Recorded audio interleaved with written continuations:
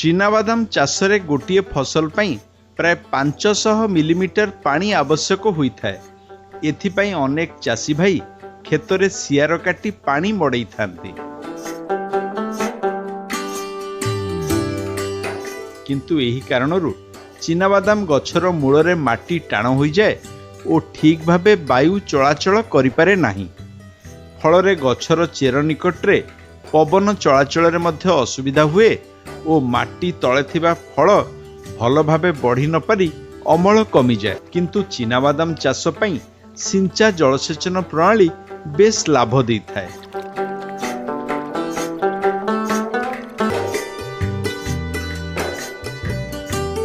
जलसेचन पई जेकोसी पानीर उत्सरू पंप साहाय्य पानी को एक पाइप जोगे जमी पर्यंत आणंतु। पाइप माध्यम जमीर सबुआडे पानी जिबार व्यवस्था करंतु और सेथिरे नोजल लागिथिबा सिंचक गुड़िक ठीक भाबरे जोड़ंतु।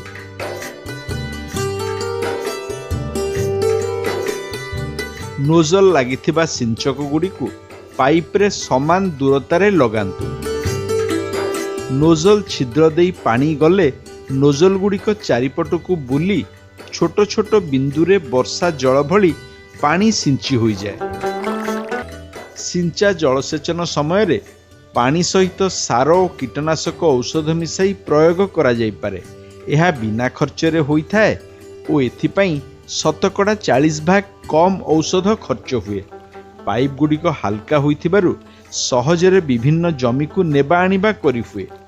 एथिपाई व्यवहृत जंत्रांश गुड़िकर मरामती पाई मध्य विशेष असुविधा हुए नाही। चीनाबादाम चाषरे सिंचा जलसेचन कले कम पानी लागे और अल्प खर्चरे गछ को पानी जोगाई हुए। यह छड़ा जमी समतल करने को पड़ेनी कि माटी धोई हुएनी।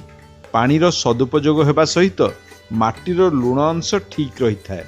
फल चाषी भाई मानू आशा मुताबक अमल मिलता है।